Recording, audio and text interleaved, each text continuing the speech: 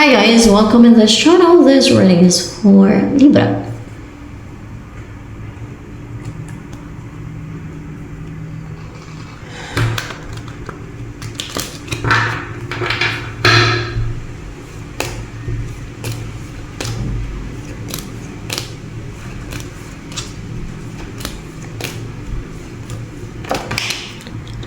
Kabuhing dayon ginalaunan ko, kaya ang Ginoo ang nagsiling, ikaw ang ngawag nga nagasanag. Kabuhing dayon itulot ko, baka may kakantahan yan na mambabarang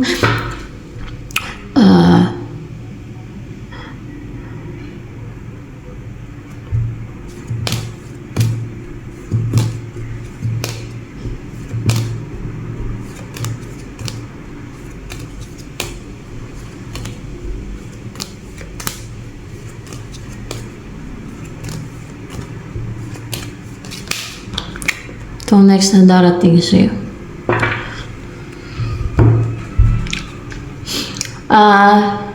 Eight of Wands. Meron ka sinasend message or energy or anything.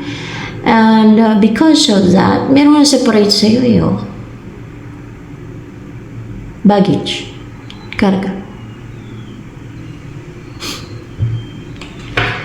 Kabuhing dayon ginalaunan ko, kaya ang Ginoo ang nagsiling,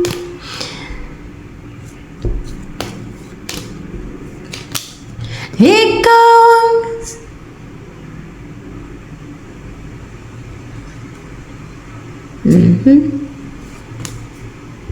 yan ang nagkikip sa'yo or kinikip ka niya. Gusto ka niyang mag-keep. Keeper. Hindi na siya masaya sa buhay niya. Hindi siya nag-i-enjoy sa buhay niya na siya lang. Or mukhang kailangan ka niya sa buhay niya. Mag-keep ka na niya sa buhay niya. Hindi ka na mawalay sa kanya. Ingatan ka niya. Palagaan ka niya.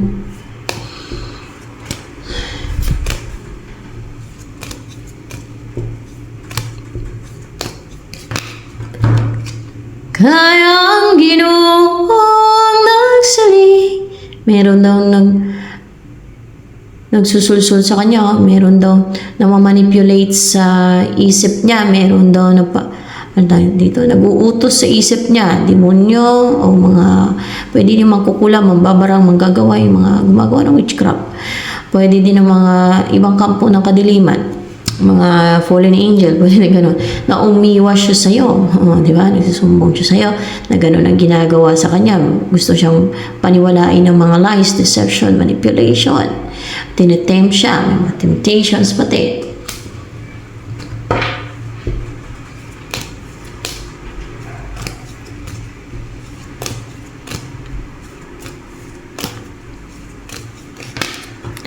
Ikaw ang dawang nga nagasanag, kabuhing dayon itulot ko. May kakantahan yan namang babarang, sooner or later kakantahan siya.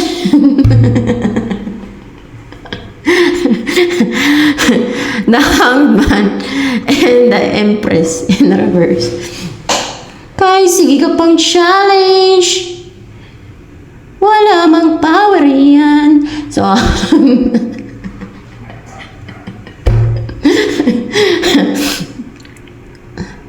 ang power niya asa lang sa demonyo, sa diablo. Well, the Hangman in reverse and the Empress. Ito yung pagbabagong madala niyo sa buhay mo. Ni Nine of Pentacles in reverse.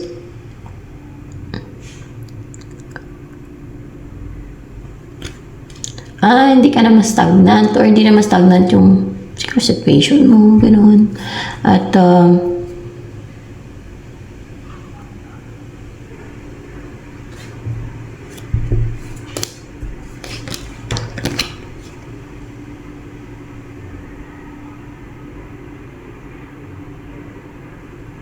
ibahin ka niya eh.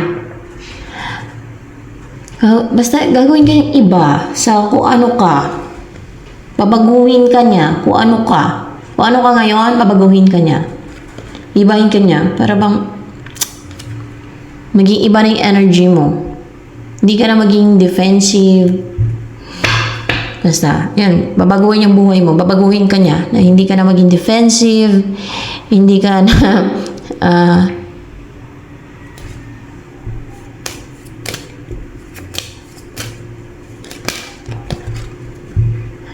na hindi ka na ma-stuck, hindi na mangyari yung mga will o gusto ng iba na mangyari sa'yo. Yan. Hindi na mangyari yung wini-wish ng iba na mga il-wishing nila sa'yo. Ganun.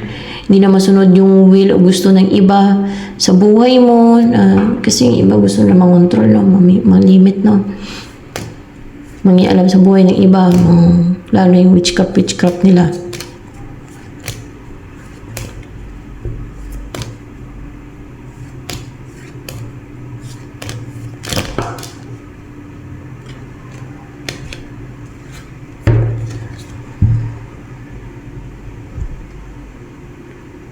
Seven of Swords in reverse and Four of Cups.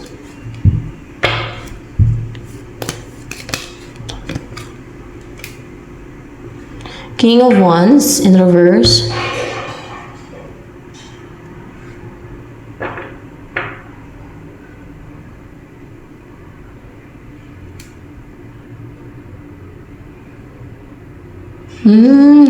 Na hindi ka na manakawan, hindi ka na magawa ng deceit ng mga gumagawa ng deceit sa'yo. Hindi na sila magsasaksi, hindi na sila magtatagumpay sa gagawin nilang mga deceit scheme sa'yo, ng mga gumagawa ng deceit and scheme sa'yo. Malungkot lang sila sa maging result, may uncontented lang sila sa maging result ng mga deceit and scheme nila kasi hindi magtatagumpay, hindi magsasucceed.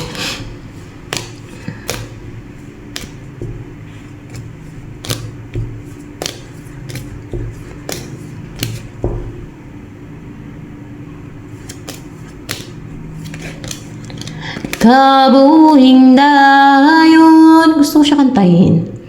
Dati parang ayaw ko kantahin kasi pangpatayan eh. Kinakantay sa patay. Sa Iloilo. Kinakanta. Ay, gusto ko siyang kantahin, guys. Gusto ko siyang kantahin. Parang gandan lang ako. Kabuhing dayon, ginalaunan ko.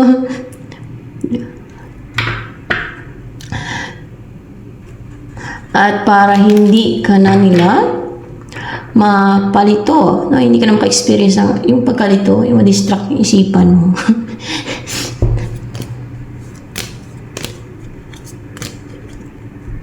Yung alam mo na pati yung yung para alam na kung ano talaga yung pinaka-importante or best choice for you, kung ano mga pipiliin mo, kung meron mga opportunities, wala na mga distractions, wala na mga nandito, naglilin lang sa isipan mo, ganyan.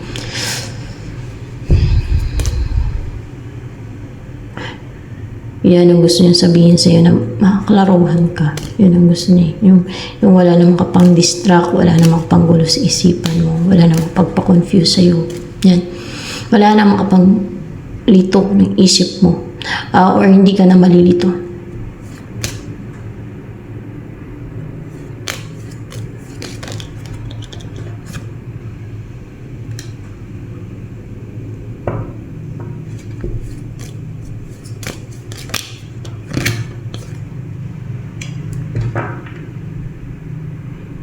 Kung sino ang ex mo na hindi mag-take ng action sa'yo, na hindi ka na malilito, kung sino ang ex mo na hindi positive, hindi excited, hindi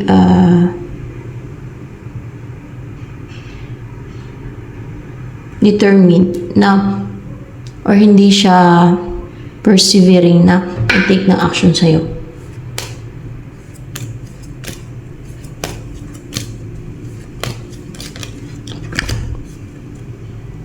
Maklaruhan ka na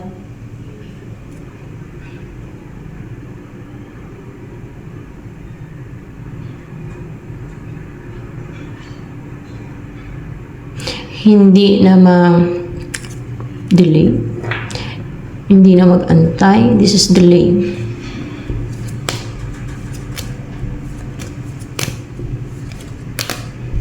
Hindi yan delay.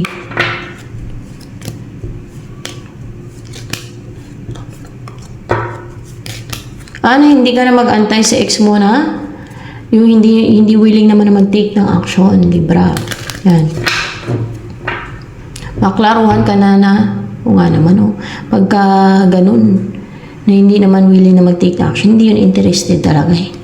Kasi kung interesado yan, seryoso yan sa'yo, yung tao, talagang magte-take ng action na yun agad. Ganun.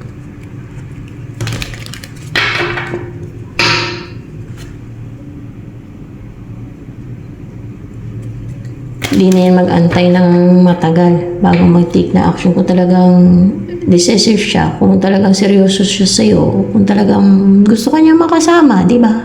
Ganun na yun.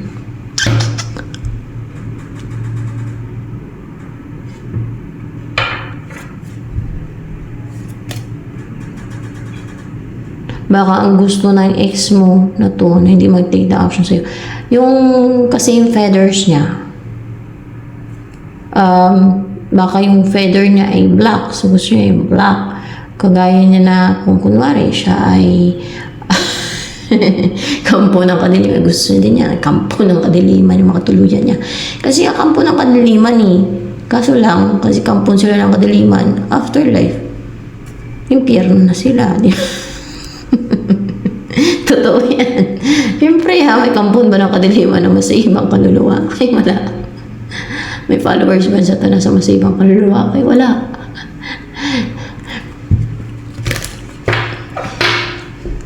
Ano ato lang God? Sa followers sa Satanas? Agaya kay Satanas, tapon dun sa impyerno. So, never mind. Sa iyong ex. May ex ka doon na hindi naman willing na mag-take ng action.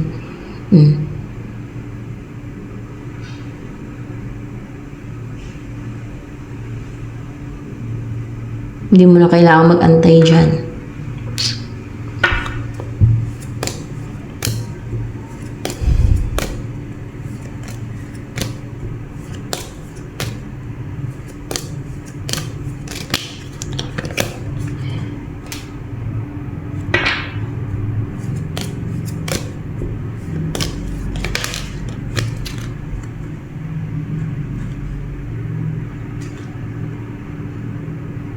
Ay, nauna to eh. Clarification to, guys.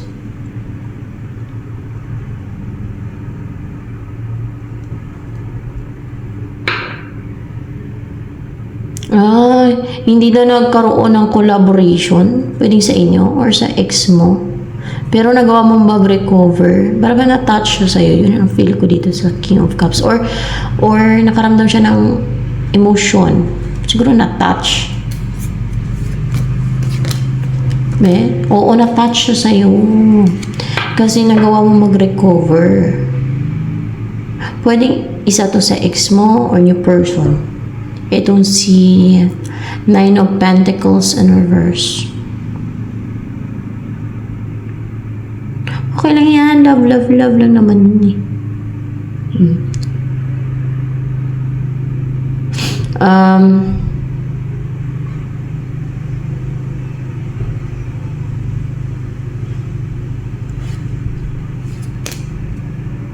At hindi nga kayo nakabuo, like nakabuo ng pamilya, or hindi kayo nagkaroon ng collaboration, hindi kayo nag-usap, or walang teamwork sa inyo, ganon.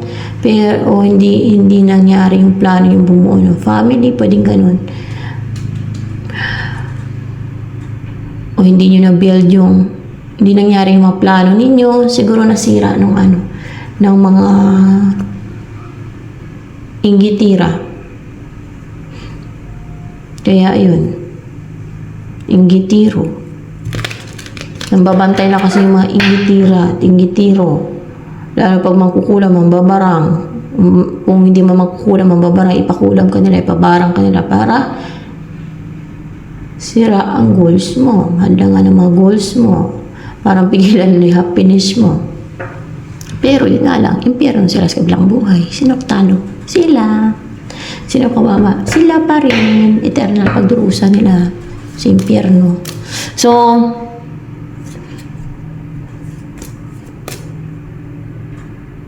kala nila, thank you. Thank you, thank you.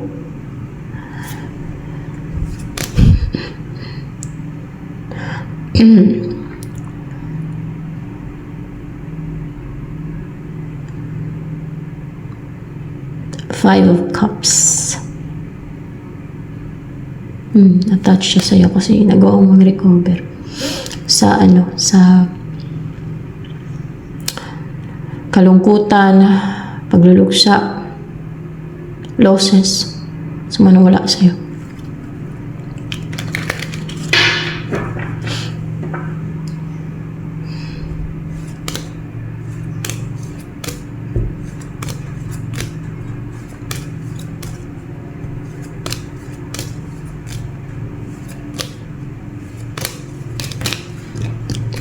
I believe the children are our future. Teach you all and let them lead away.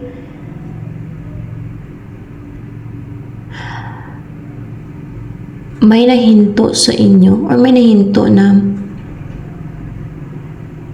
unang nahinto. Siguro communication ninyo to. Connection, communication, or anything. Hindi niyo pigilan yung damdamin niya nung may nahinto sa inyong dalawa eh. Pwedeng pag-uusap nyo, communication, and talagang dinamdam niyo na nahirapan siya, na feeling na left out in the cold siya ba? Yung tao na yan.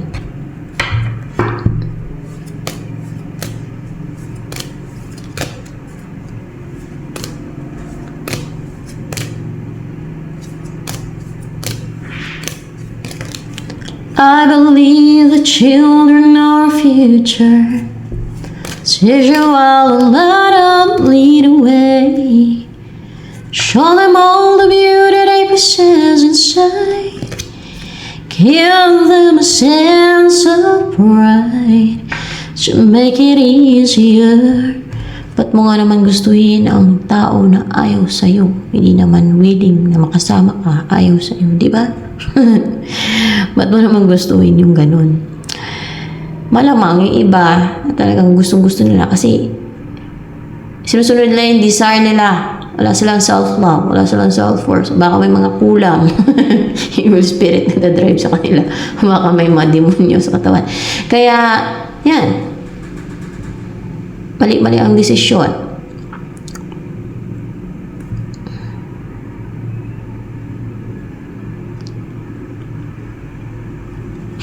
So, itong feeling siya sa'yo, actually attracted siya talaga sa'yo eh.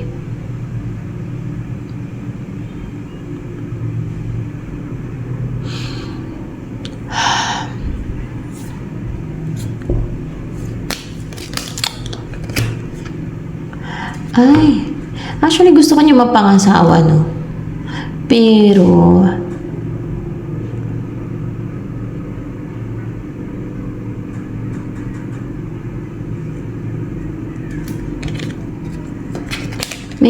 may ano dito eh. Kasi in reverse yung Queen of Pentacles. Feeling niya hindi maging masagana ang buhay ninyo. Pero gusto ko niya mapangasawa. Pag mapangasawa ka niya, feeling niya hindi maging masagana ang buhay ninyo. Ganun. And dahil siguro sa mga ginagawang deceit sa'yo. Dahil sa mga ginagawang deceit sa'yo, no? Kumbaga, inaataka nila yung fortune mo. Lock mo. Hindi naman maglalast yan. At ang mga mangkukulam na yan, gumagawa ng witchcraft na yan, disito na pa. Kung nagbabayad man sila, o mga ganyan, sa mga mangkukulam, impyerno pa rin yan. Puntahan ng kaluluwa na sila, kawawa. Sila din. At the end, sila ang kawawa. Send sila dun sa impyerno, i-chain sila dun sa impyerno. Sino kawawa ngayon? Yung mga nandun na sa impyerno, na mga mangkukulam, mambabarang, mga nagpakulam sa akin na namatay na, mga nangulam sa akin, at sa iba na namatay na. Sino kawawa? Sila. Kasi may impyerno sila eternal. Eternal na yun. Yaw-yaw na sila dun sa impyerno.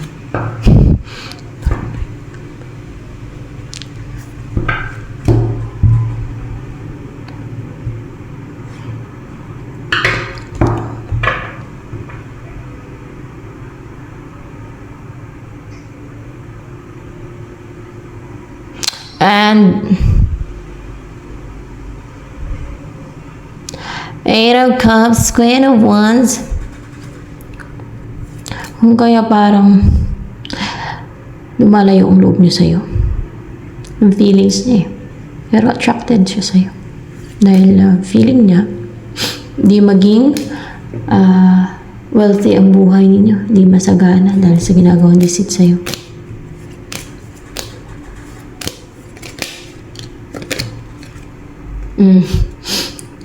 Hindi daw maging productive siya, hindi maging wealthy ang buhay niyo pag ikaw yung napangasawa niya. Dahil sa may mga nang-atake sa'yo ng deceit.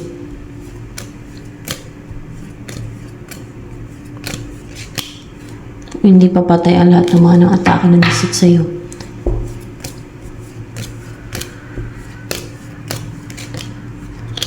Konti na lang. Konti na lang sila. Pwedeng iba dyan, mga elemento, magkukulang, babarang, mga taga-garsa, pwede din. Pwede din mga fallen angel. I believe the children are future. Pero, nag-umpisa na tuloy-tuloy, ma-restrict sila. Actually, nag-umpisa na ma-restrict sila yun. Yung mga natira.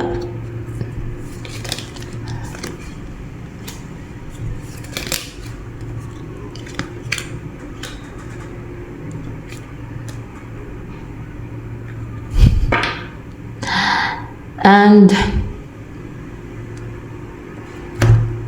that's why hindi ka na nila mapigilan.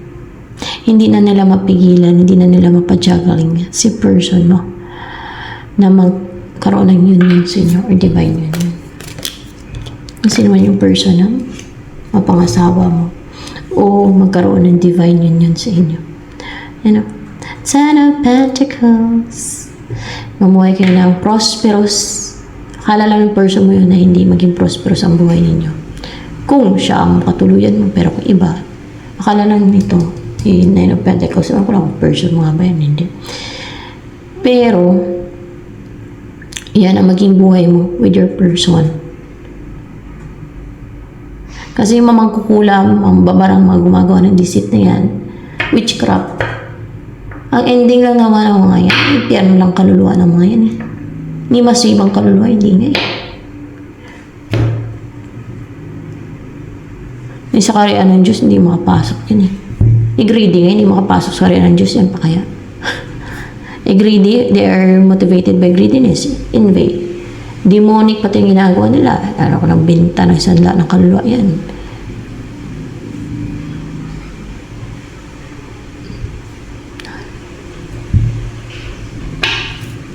They're so hopeless talaga.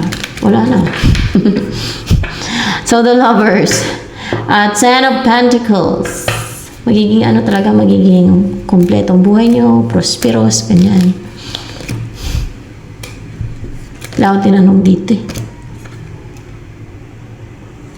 Ay, nag-overthink daw itong mga hindi makapamarusa sa'yo.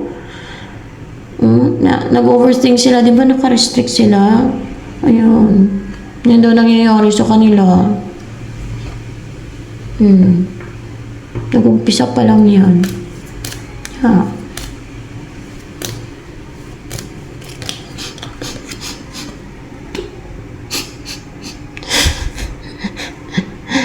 The Chariot. Kasi hindi sila makapang-atake.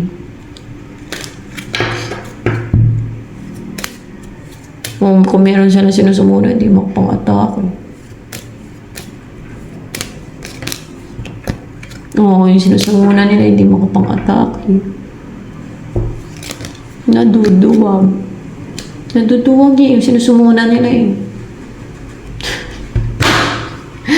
So, ito na lamang for Libra, guys.